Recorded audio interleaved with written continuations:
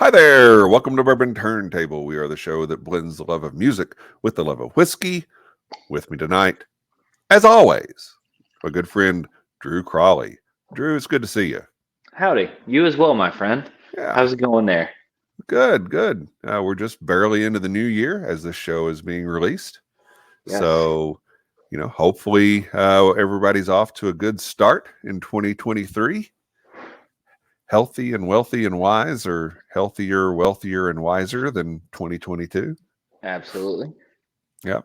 So I guess any big plans for the start of 2023? I have several of them. A couple of them are secret, Uh-huh. but we've got some music that'll be coming Hmm. out in 2023 that is almost finished. We probably have one more set of studio dates to get everything exactly where I want it, but Yep. there will be a new record out next year. And Fantastic. then just kind of progressing in life. I can't say any more about it on the show, but some things you and I have already talked about off air, Yeah. just moving some things forward. Yeah. Let Yeah. the reader Forward. understand. Forward is good. Forward is good. You know, Absolutely. uh, How about yourself? better, better. I want everything better. And I want to be better as a person. I want to be better Mm, as a friend to you.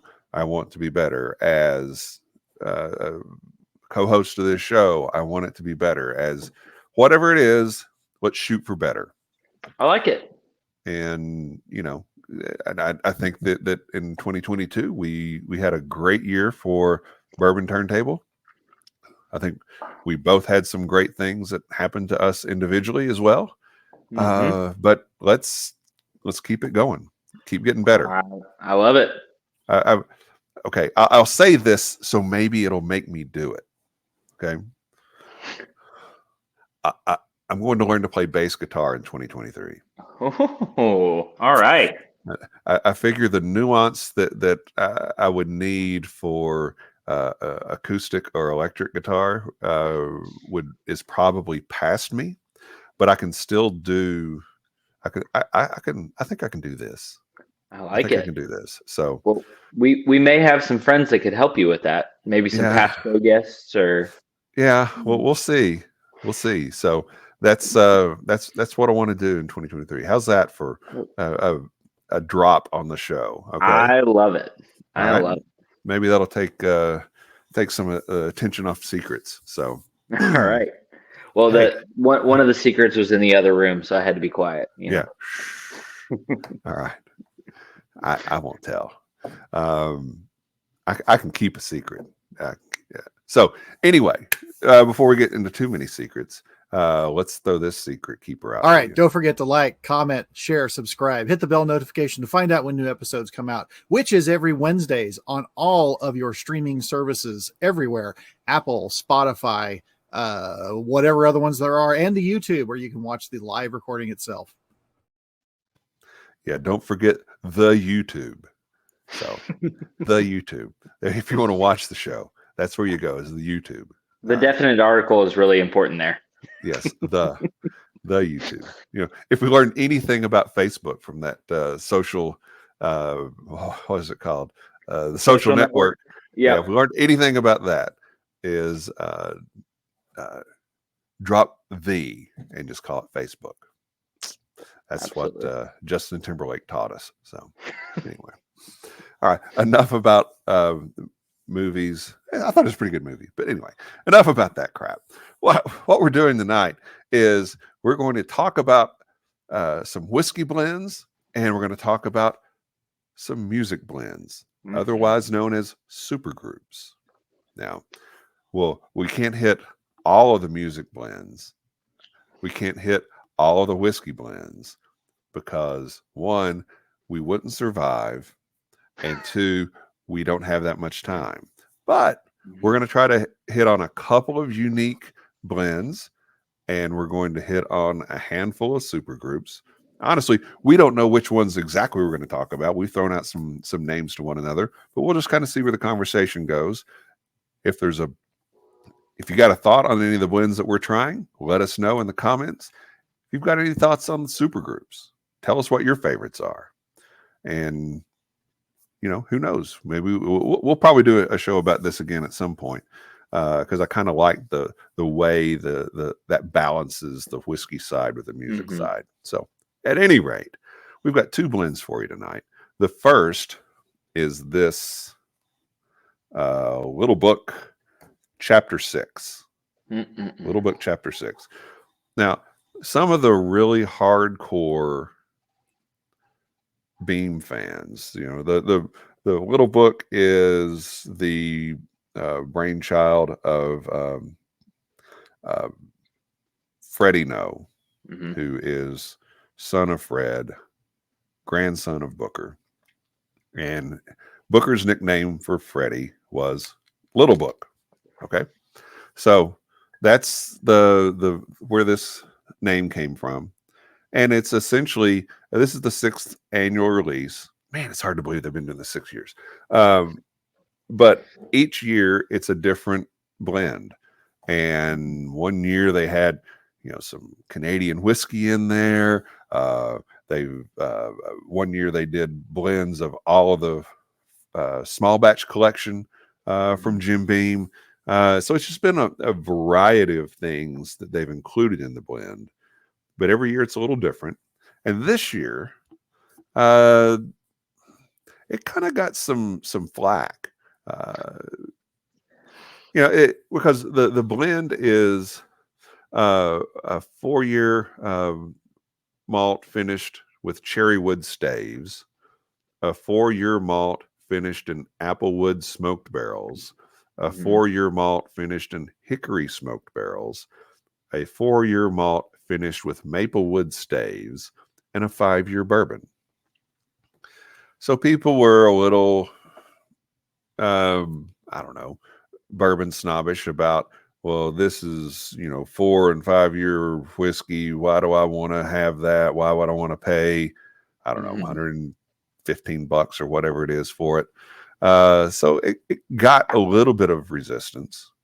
But anyway, we're going to talk about it here. Drew, you've got a pour of it there. What are you thinking? Yeah. So I really enjoy the flavor profile of this. I tend to like things that are on the smokier side, especially this time of year. Something that skews a little darker aromatically tends to appeal to me. As far as the flavor profile overall, you definitely get that apple and maple kind of note right off the bat. This would kill with some smoked brisket chili or something else like that. So I can see it being a really good pairing. As far as the overall release, though, I noticed some of the flack too, and I was kind of taken aback by that. It's almost like some of the critics weren't getting the big picture, because Beam Suntory has been doing wood finishing experiments for a long time. Yeah. They built multiple brands out of it, and everybody loses their mind over the Maker's Private Select and the Maker's 46.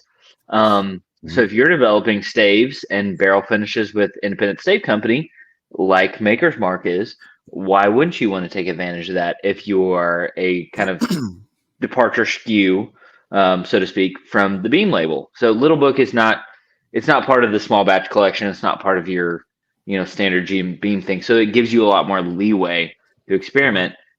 I don't know why everyone was giving them flack. It's like they were doing what every other successful brand under that umbrella has been doing for a minute. Yeah.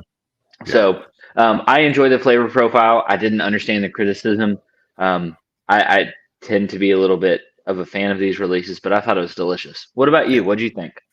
Yeah, I agree. I think that people just, they lose their minds about some of the craziest things, and sometimes bourbon is stupid, and sometimes I'm stupid too with it. But it's about pulling the different flavors together and making something that's unique and enjoyable. And I think that's what Freddie's done here. Yep. Now, if you're after that, 15, 18 year, whatever, blend, and well, then that's going to just be really, really oaky. And that's going to be your flavor profile. And this is a lot more subtle and nuanced than that. I agree. I think there's apple in there, in here. There's some cinnamon in here. I do get that syrupy note. It's kind of like an apple cinnamon. I don't know, apple cinnamon waffle or something. Yeah. I was gonna go like breakfast oats, like overnight oats kind of a thing, where you have that. It's a little bit of a grain thing, but you definitely have the fruit and the maple and the smoky. Yeah. But I think a waffle could be there as well. Yeah. And you talk about nuttiness is a typical, a normal profile in any kind of bean product, at least for me. And I think there's some nice toasted nut notes in this as well. Absolutely. Yeah, you can almost get a little bit of that almondy, maybe even a little darker, like a walnutty type thing. I really like it. I think if there is a critique to be had, and I don't think this is a bad thing, but it is tannic in a way that pulls moisture. It's not bitter, it's not unpleasant, but you can kind of tell there's a lot of wood influence on it. So I would say this kind of has a very specific flavor profile that you'd want to be in the mood for. I wouldn't call this like a daily drinker, but it's delicious. Yeah. If you're wanting that kind of dry, warmer, wood influence with a little bit of sweet, it's perfect. I feel like they accomplished what they set out to accomplish, but maybe that's just me. No, and I get a little bit of that tannic there, but it's not in a harsh way. It's not in something's like, oh wow, that's very unpleasant. Not at all. To me, the thing that still lingers is the apple and the cinnamon, and those aren't bad flavors to linger at all. So, give this thing a try. If you see it on a bar somewhere, it's likely to be fairly expensive. These can be found. The little books can be found. You just have to look a little bit. But it's to me they're worth it. But if you get a chance to try it at a bar or at a friend's house, I would recommend it along with any of the little books. And maybe sometime we'll do a show where we just kind of go through the little book lineage. That'd be great. Yeah. Definitely. All right. So the other one that we wanted to share with you is one called Borrowed Page. And if you missed it, back about a month ago from when this show airs, we did a show, hosted a show called The Story of Borrowed Page. And we had Devin and Chase from American Mash and Grain on, who they're the ones that pulled this whole project together. They're the ones that did the blend, but it's a blend from a rye from Wiggle Whiskey up in Pittsburgh, a Lee W. Sinclair 4-grain bourbon from Spirits of French Lick and Alan Bishop. Whiskey Delbach had a mesquite smoked single malt, which that is kind of addictive. And then Watershed Distillery had their bottled and bond expression that they included in it. So if you want to learn more about this, you can go find this show. It's on the Bar Cart Co-op YouTube page. We've also shared it on all of the Bourbon Turntable pages as well. But at any rate, Borrowed Page here. Okay. So, and I will say this, I did have a cap issue with the cork, but I'm able to get the cork off, so it's fine. So, oops, poured that a little heavy. Darn. Yeah. Oh, so what a shame. Yep. Any thoughts on borrowed page. Yeah, it presents much lighter by comparison. I'm getting a lot more of sweet aromatics rather than dark aromatics. So this one to me is giving a little bit of toffee, a little bit of stone fruit, like a Yep. peach or a pear kind of a thing. On the palate, I could definitely tell the malt influence. Mhm. That one's coming through strongly for me, which is, again, not a bad thing based on Yep. my palate, but you can definitely tell there's some malt in there. There's also just ever so slight bit of smoke Mhm. that I find really pleasant. It kind of finishes a little on the drier side for Yep. me, which I really like. I think it's delicious. I get kind of like a little bit of a buttered popcorn kind of mid palate thing, and then just really dries out on the back palate. So Yep. that's kind of the notes I have. I want to spend a little bit more time with it, and I saved a little bit for later just in case we come back to it. But Yep. it's kind of initial impressions. What about you? Yeah. Um, I, I was surprised how much I liked it, Hmm. and that you could take uh, 4 different whiskeys from 4 different companies, 4 different distilleries, 4 different distillers, and they each had their goals and their concept for what they wanted their whiskey to taste like. Hmm. So now you've pulled it from 4 different places, and it- all 4 of these distilleries are top notch. They're 4 of the top distillers in the country, as far as I'm concerned. Um, but you can take 4 really really good things and combine it, and it's you've made garbage. Okay, Right. that is not Right. what they've done here. They've made something that's really really exceptional, and I like it a lot more than I thought I would. I Hmm. wasn't sure how all this would come together, but it came together really really well.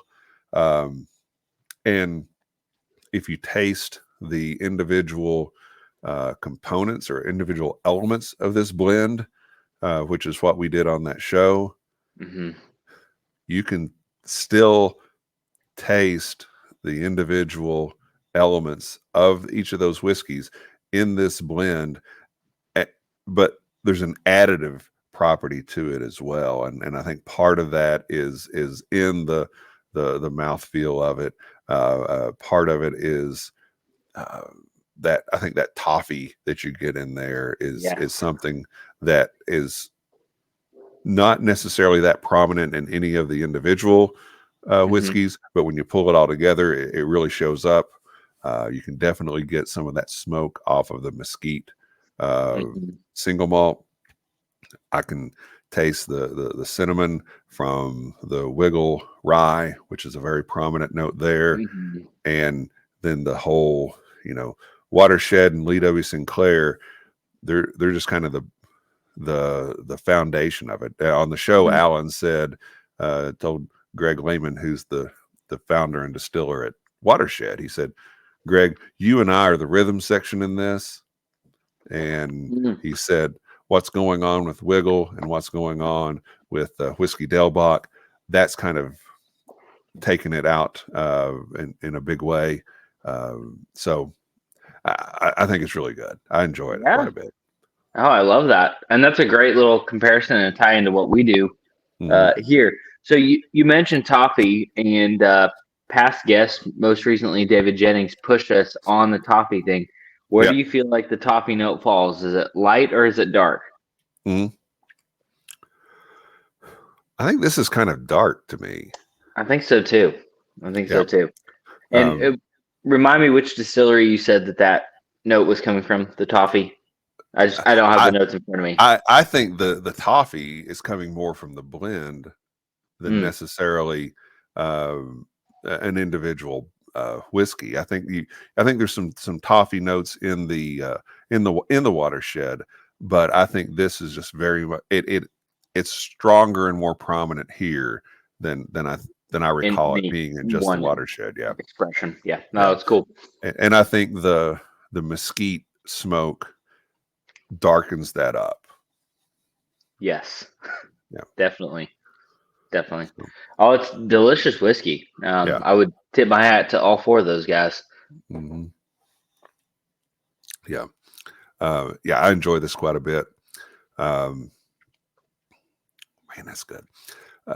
So to kind of lead into our ending side A and flipping to side B, we want to tell you, if you want to get a bottle of this, go over to mashingrain.com. That's MASH, the letter N, GRAIN.com.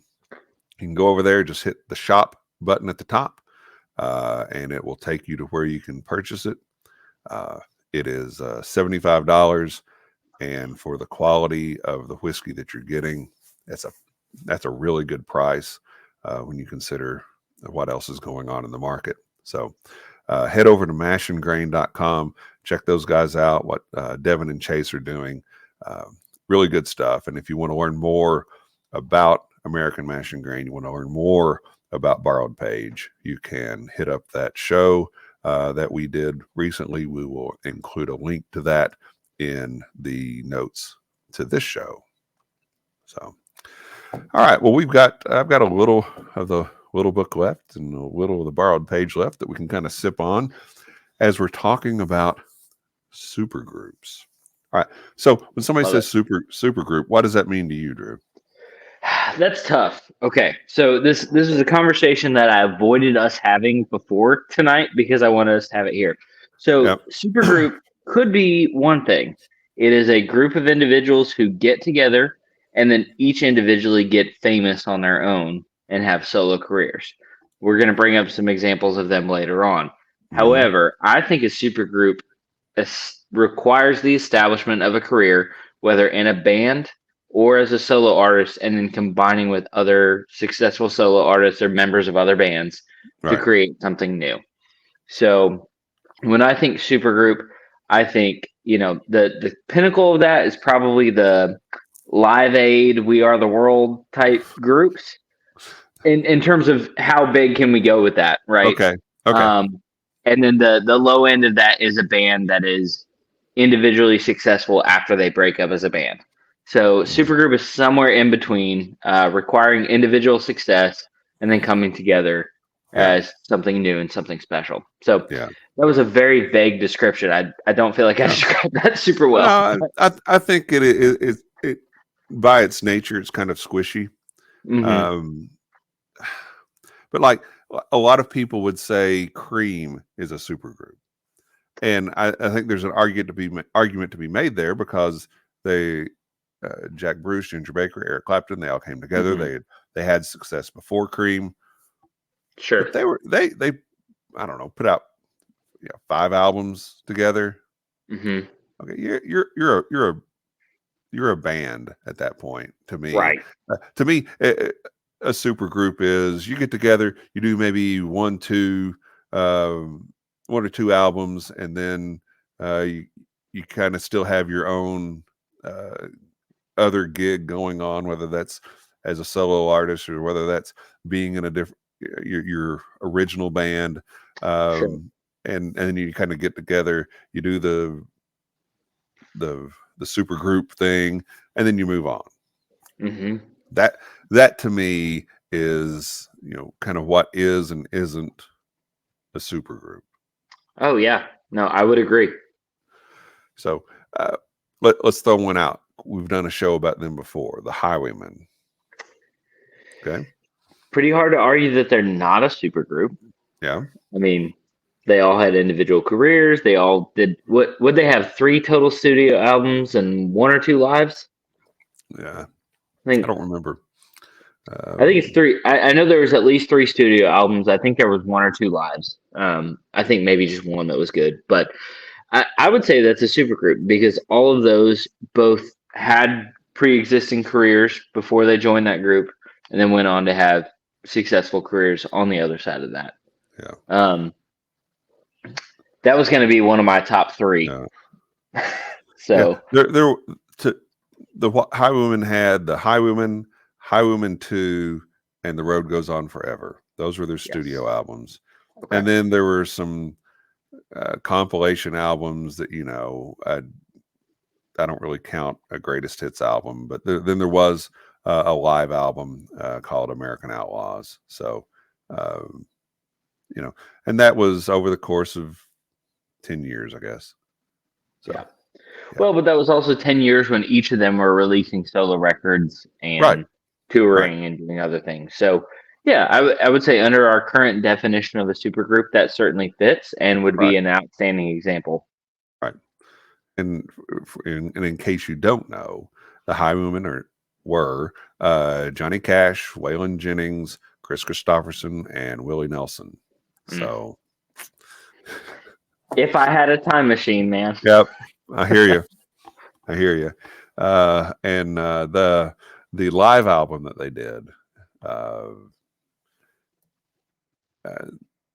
which is Live American Outlaws, that is really cool because they do some live solo songs together, and then they do some live Highwaymen songs together.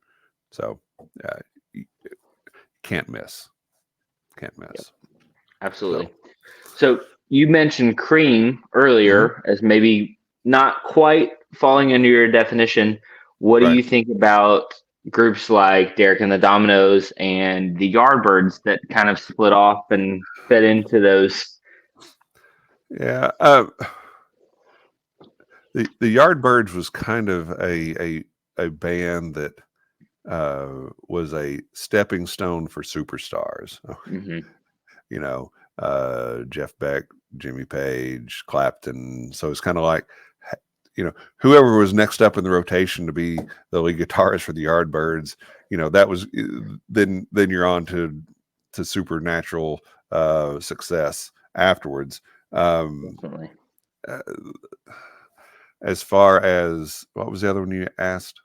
Derek and the Dominoes. Oh, that I think that definitely is the definition, fits the definition of a supergroup. They did one studio album. I think they did a live album, and then I think over the years people have kind of pulled together other compilation albums or live albums, or the lost songs of Derek and Dominoes, that kind of stuff. But I don't know that you can have a band with Clapton and Dwayne Allman and not say, okay, that's a super group. Plus, you look at the other musicians that are in there; they're all pulling from some of the best studio musicians of all time, and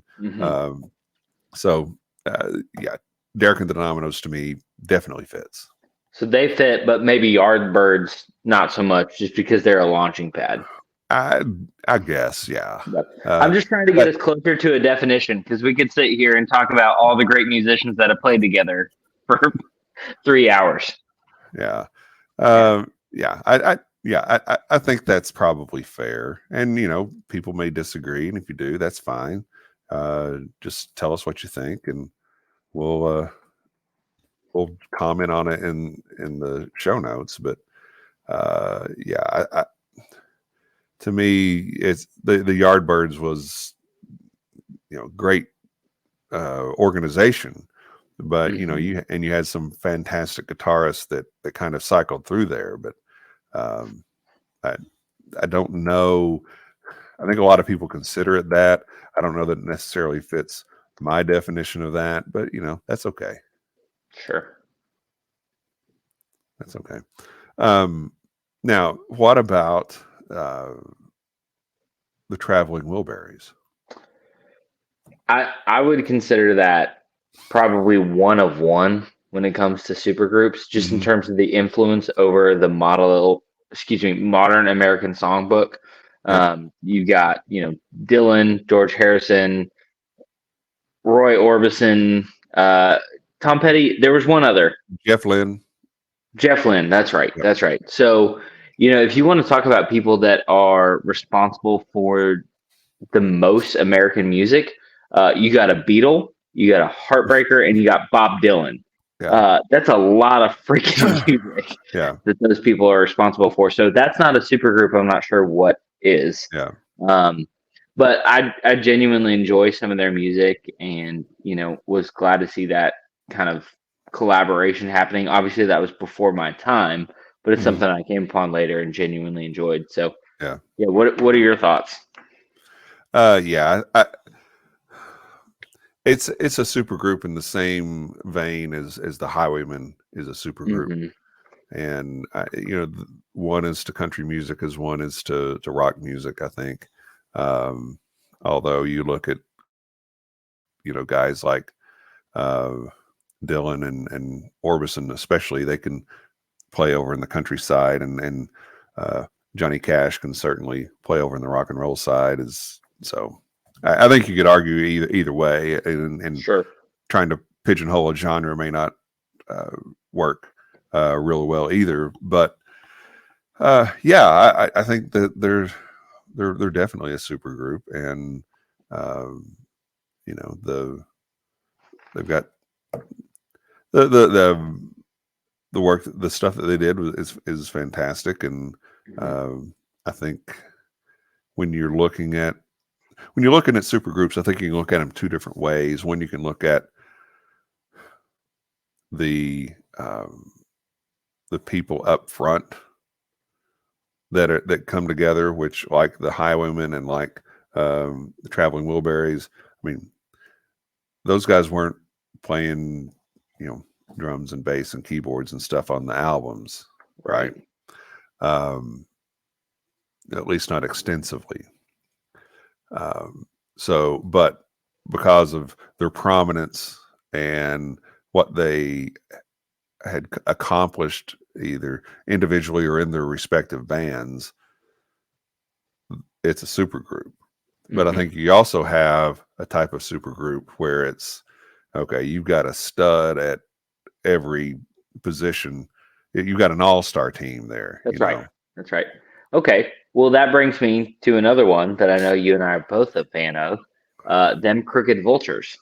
Yes. So you've got the Highwaymen, that's 4 superstar frontmen, and then you've got them Crooked Vultures that has a absolute badass at every position in the band. So what do you think about them? I love it. I love it. I would. One thing that I wish would happen is you could get with the just kind of the Foo Fighters being on hiatus because of Taylor Hawkins' untimely passing. I would love to see them get this super group back together. It's just exceptional. And that album the one album that they produced together, I thought was just great. Absolutely. So now is Queen of the Stone Age touring right now? No, they're not, but they're supposed to release an album in 2023. Okay. He's been dealing with Josh Homme's been dealing with a whole lot of personal issues. Like he's gone through a divorce, and there's been some custody things with his child, and so I know he's had issues with that. Now, speaking of Hit Witch, and I failed to mention it when we did our Music of the Year show. There is a artist called Nikki Lane who has an album, Denim and Diamonds, that was produced by Josh Homme, and that is like Loretta Lynn meets Queens of the Stone Age. It's pretty cool. It's a pretty cool album, but great record. Yeah. So, but that's not what we're talking about here. But them Crooked Vultures, top notch. Love it. Okay. And when they got together and they played at the Taylor Hawkins tribute, I thought that was one of the highlights of that show. Absolutely agreed. Yeah. We've broadened our definition just a little bit now. So, all right, what else could we add to this mix to figure out what is and isn't a super group? Okay. Now, I'll throw one out there. Sure. The Power Station. Power Station. All right. That's one I'm not familiar with. So tell me about the Power Station. Okay. Power Station. And here the twist I'll get to in a second. I mean, it's a very important twist. You had Robert Palmer on vocals, who incredible blues rock singer. A lot of people know him for the Addicted to Love and Didn't Mean to Turn You On, and that era of hits in the 80s, and the videos that he did, which were pretty interesting. But he had an incredible career leading up to that. Okay. Mm-hmm. So you got Robert Palmer on vocals, who he's a super cool guy. And then you had Roger and Andy Taylor from Duran Duran, Mm-hmm. and you had Tony Thompson on drums, who played for Chic. And Tony Thompson also filled in sometimes when Led Zeppelin would play, he would fill in on drums. So that kind of gives you an idea of his prowess. So that, again, you got a stud at each position. Mm-hmm. And the guy that brought it all together was Niles Rodgers, who was one of the founders of Chic and producer extraordinaire. Okay, so now you've got all stars at each position, and you've got a superstar producer that's bringing the whole thing together. I love it. Love it. Yeah. Well, I will have to go back and listen to some of those before speaking into this conversation, because I don't want to say anything that I'm not educated to say, but that sounds fascinating. Yeah, it's very good stuff. Very cool. And I've always been a big fan of Niles Rodgers, and well, okay, this isn't a super group, okay, but the David Bowie Let's Dance album has always had a great appeal to me, because you had Bowie on vocals, you had Stevie Ray Vaughan on guitar, you had Niles Rodgers as producer, and I think Omar Hakim, and I think Tony Thompson may have played drums on that too. So again, that's not within the bounds of what we're talking about now, but again, you got a bunch of studs in the studio. So pretty dadgum close. Yeah. All right. So we've hung out in the 70s and 80s thus far in the conversation. Let's go to the 90s. Okay. Well, for the most part. So Temple of the Dog, Audio Slave, and then kind of a super group, but not really, the Foo Fighters. What are your thoughts on 90s supergroups? Well, I think you can throw Velvet Revolver in there too, right? Oh, that's true. That's true. Yeah, Slash, and then I would not consider Foo Fighters a supergroup, because again, okay, you may have been established musicians coming in to start another band, but okay, how many albums have you made? Nobody has really gone back and done big projects on their own. I know Taylor Hawkins had his solo. You got to think about, though, Sunny Day Real Estate, Scream, and Nirvana are all represented in that band. I'm not trying to disagree with you here, but it is a conversation worth entertaining. No. I absolutely get the point. And, I wouldn't waste a lot of energy arguing against it. I'm just saying, for me, okay, that band has endured for decades now, and produced, I don't know, a dozen albums. I don't know what the count is, but probably something close to that. Yeah, and with mostly the same lineup, so yeah, you're a super group because the band is awesome. But at some point, the identity of the bands that you left fades away. I mean, you could say the same thing about Led Zeppelin, okay? But it didn't take very long for the identities for their previous work to pale in comparison to what they were doing together. Yep. No, and I agree. And that's part of the reason I brought up that point, just in seeking this definition. Okay. So at what point does the new project, no matter how, prestigious the collaborative members are, at what point does their work together become the new identity? So I think the Foo Fighters does not count as a supergroup, because what they've done together exceeds what they did in previous iterations of bands or whatever. So cool. All right. What about Audio Slave, Velvet Revolver, Temple of the Dog? Where are you at with those guys? Oh yeah, I think they all definitely fit the definition, or at least my definition of it. I mean, Temple of the Dog was kind of intended to be a one-off, I think. But the others, Audio Slave and Velvet Revolver, they had a little bit of a longer track record. But let's see, I wanted to just refresh my memory on Temple of the Dog, and because you had obviously Cornell, You had some of the guys from Pearl Jam in there. Pearl Jam, and yeah, I mean it was basically a tribute album for Andrew Wood, who was the lead singer of Mother Love Bone. That's right. But yeah, you've got some Pearl Jam in there. You've got some Soundgarden in there. So yeah, I think it was, and Temple of the Dog album is excellent.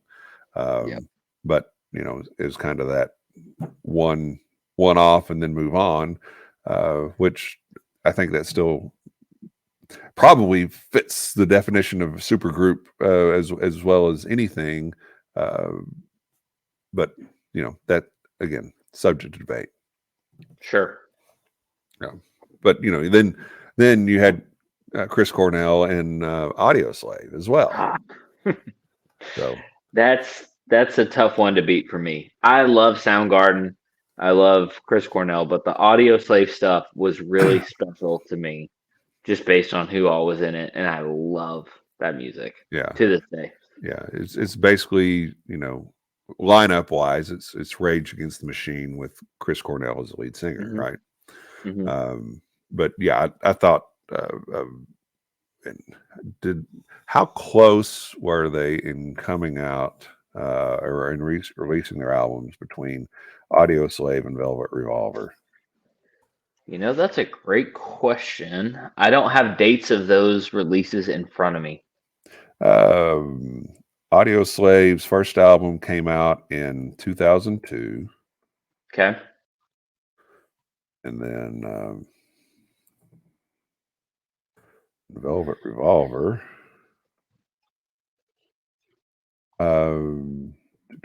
2003 was when Contraband came out.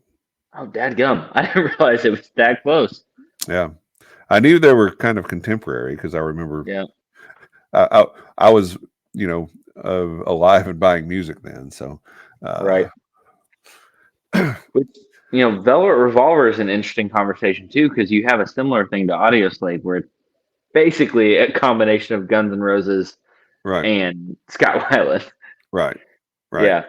And I remember, if you remember back when Steve Gorman was on our show, he was actually the original drummer for Velvet Revolver. He just didn't know it. And basically he got, because you had McKeegan and Slash, and they were both in it. They felt like they had to keep the Guns N' Roses thing intact. So, Steve, as he mentioned on the show, that he got a call from Slash and said, "Hey, we'd love to keep you in this band, but we really think we've got to kind of keep the Guns N' Roses part of it together." And Steve said, "What band?"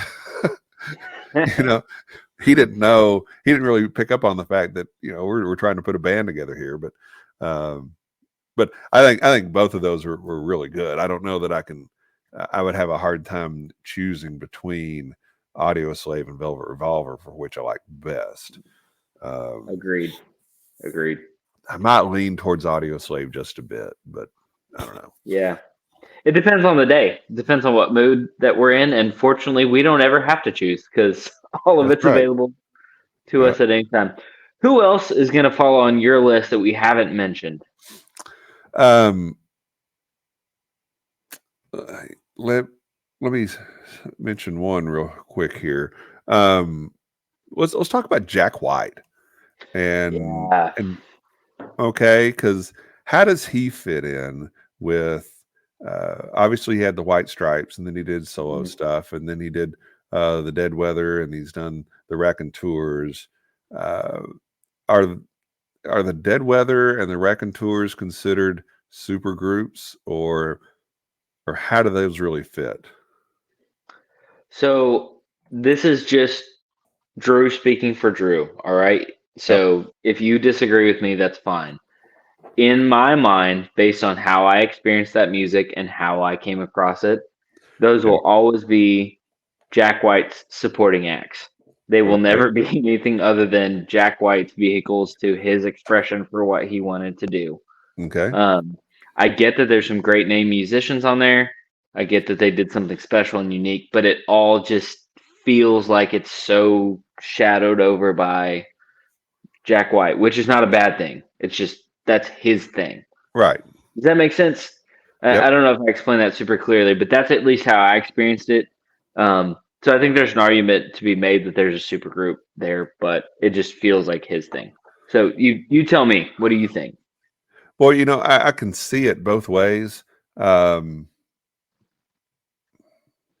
I can see you looking at that and saying, okay, that's super group, because I think they both have a very different identity, and Mm-hmm. Jack White plays a different role in those bands. I think he plays a lot of drums in the Dead Weather, Yeah, but still does some vocals.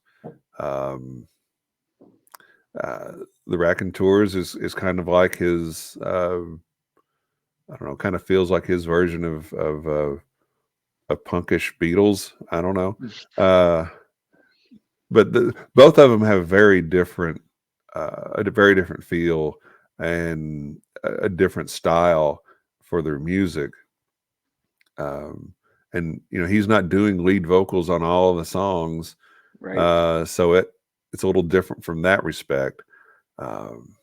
But I kind of get the feeling that neither of those bands does anything until Jack White picks up the phone and says, "Hey, let's get to the studio. Let's make another album." Sure. And so that's kind of what drives the whole thing. Right. Right. And you could probably replace different elements on either band other than him, and still call it the Dead Weather or still call it the Raconteurs. That's right. That's right. Well, okay, and not to spark another side of debate, but just because I'm curious, could the same thing be said for Snake Pit and Velvet Revolver? Do those bands exist unless Slash gets out of bed and makes some phone calls? No, probably not. Yeah, But I mean, Velvet Revolver and Audio Slave aren't going to exist anymore anyway, sure. um, uh, due to lead singers' overindulgences. Um, so I just I'm playing a lot of devil's advocate tonight because I no, find it entertaining. But no, I think it's fine, but I don't think that. I think that the whole concept is very interesting. I think what Slash has done uh, is really create uh, uh, vehicles for him and his talent and the things that he wants to do musically, um, and I think that's awesome. mm-hmm. Um, but and it keeps. I guess part of it is let's do these projects so we're not really kind of bored or tied in with one thing, Sure. because then you can kind of do it, and if people's personalities start getting in the way, you just don't do it. You just don't do it anymore. You go on and Absolutely. you do Yep. something else. So Makes a lot of sense to me. It's a yeah, built-in escape hatch. Yeah. yep, yep. It's a cynical read on it, but yeah. Yeah. Go ahead. You said there's a couple A more? couple more. One is a band called Blind Faith. They did one Mm-hmm. album, and it was Steve Winwood did vocals and keyboards. Well, Steve Winwood he's one of those guys that can play all the instruments. But he focused on keyboards and vocals on the Blind Faith album. Eric Clapton was on guitar. Ginger Baker was on drums. Mm-hmm. So that to me is, that's definition of supergroup. They did this album, and they toured to support it, and they didn't really get along that well, and everybody was wanting to do something different, and the whole thing kind of fell apart. But Right. the Blind Faith album is definitely definitely worth listening to. Absolutely agree. Yeah. And then another one that I'll mention is Chickenfoot. Yeah. So you got Sammy Hagar and you got Michael Anthony of Van Halen or Van Hagar or whatever you want to call it. And then Joe Satriani on guitar and Chad Smith from the Chili Peppers on drums. Mm-hmm. So that worked pretty well. Most definitely. Yeah, it's a fun album. Yeah. And you kind of look at that a little bit maybe cynically. I know you and I are probably not the biggest Sammy Hagar fans, but it's a very good time. Yeah. And they really rock hard. There's Yeah. no arguments about that. So yeah, it was good little group there. Yeah. No, I would agree with that. It's fun to listen to. It's kind of empty calories, but musically, but it's a fun album. Yep. You know, I guess of all of these, if you could pull one back together, what would it be? Well, based on living members. Yes, and we'll go that- off of that. Yes, we're not gonna. um, man, that's tough. So I have a few on my list we haven't talked about, but I Okay, well, guess okay, look, we can pause that, and if you've got no, some others you want to mention, sure, I, go ahead. I would say the Dead Weather is probably the one that I would like more music out of, based on what we've Mhm. talked about so far. Um, just going back to that other conversation, I think Dead and Company. There's an argument that they currently are a supergroup because Yeah, you have John Mayer playing the Jerry Garcia role, Don Was playing bass at the yeah, majority of at least their touring dates, um, and a few others. So I think that's a conversation that could be had. I'm not a big Grateful Dead fan. I'm a huge John Mayer fan. Don't really care much for the Dead and Company stuff. Um, Boy Genius is another one they're still doing things together. yeah, So it's Julian Baker, Lucy Dacus, and Phoebe Bridgers, all of which have great solo careers and do about a record every 2 or 3 years together. So that's another one I'd like to see some more out of. But to answer your original question, I think that the one that I would want to see more out of, I mean, it's tough. Yeah, I think I have to say the Dead Weather. yeah. Uh, I would, yeah, I would enjoy that.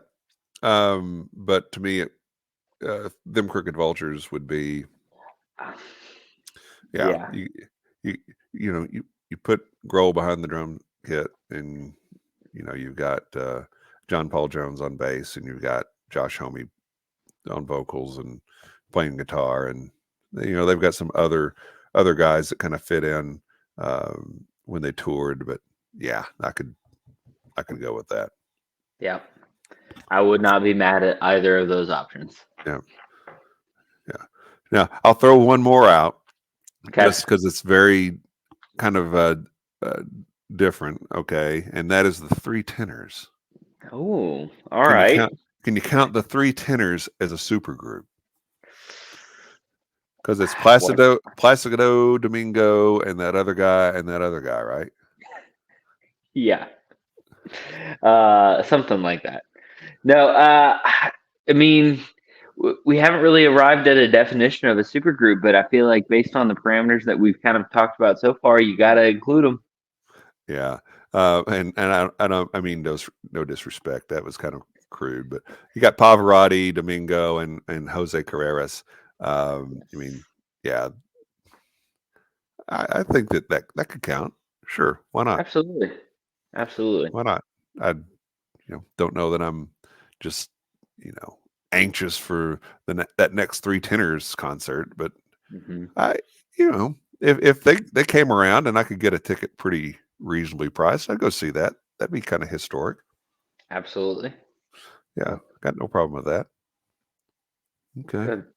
Are you a High Women fan at all? I know we've talked about them maybe once or twice on a past episode. Yeah, I think they're good. Okay. I, again, the not to rehash it, but uh, to me, you needed to have a little bit stronger track record before you named yourself after a band with Johnny Cash, Chris Christopherson, Willie Nelson, and Merle Haggard. I just don't see that. Yeah. Yeah.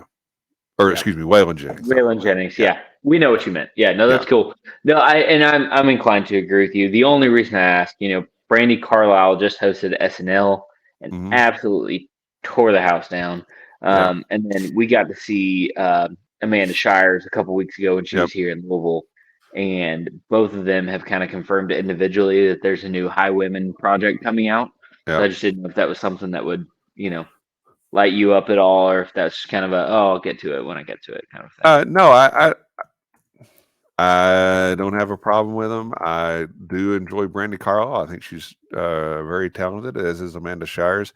I'm not as familiar with the others and their work. Maren Morris and Natalie Hemby. Yeah. Yeah.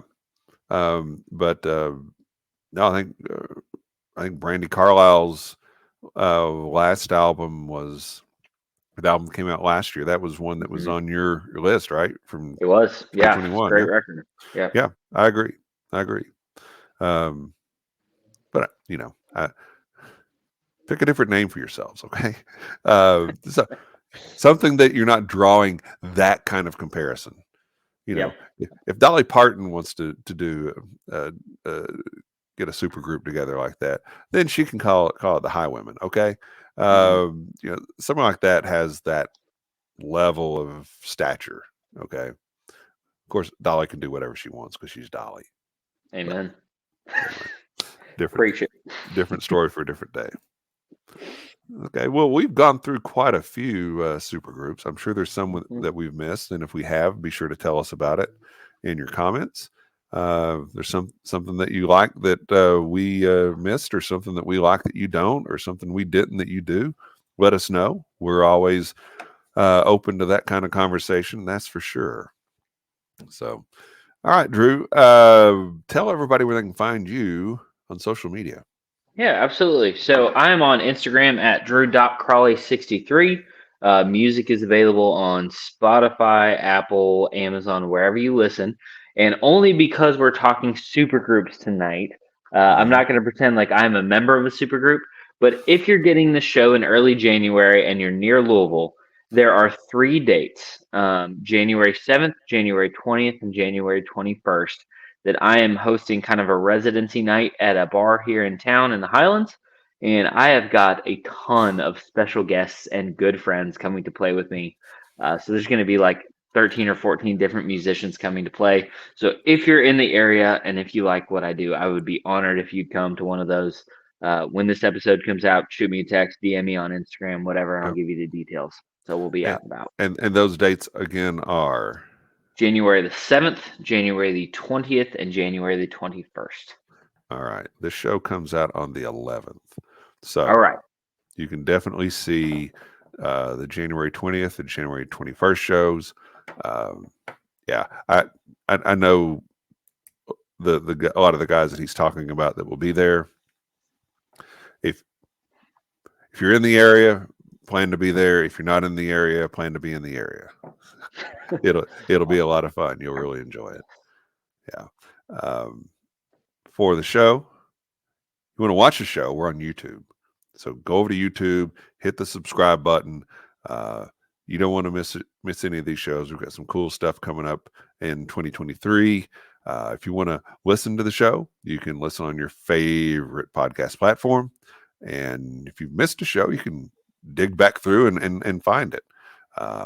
So you also hit us up on Instagram. We're there. Facebook, we're there. We've got a Facebook page where we release all of our show links. We have a Facebook group where we want to hear, what are you listening to?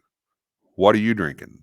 And let's talk about that as well. So that is, that's where you can find us. And our next show is going to be. We're going to have our friend Jason Fruits from Old 55 Distillery on next week, a week from today, as this is airing. It's sure to be a fantastic conversation as they make some delicious whiskey. And Jason's a good friend as well. Yeah. Jason's a great guy. You can't help but like him. And most people in this whiskey thing are pretty cool, pretty nice. But he's just kind of at that super nice guy level. So and he makes some darn good whiskey too. So it'll be fun to talk with him and catch up and see what all he's got going on up there at Old 55. So until next time, on behalf of Drew and myself, thank you for watching. Tell your friends. Cheers, love, and free bird. Cheers. Night. Oops.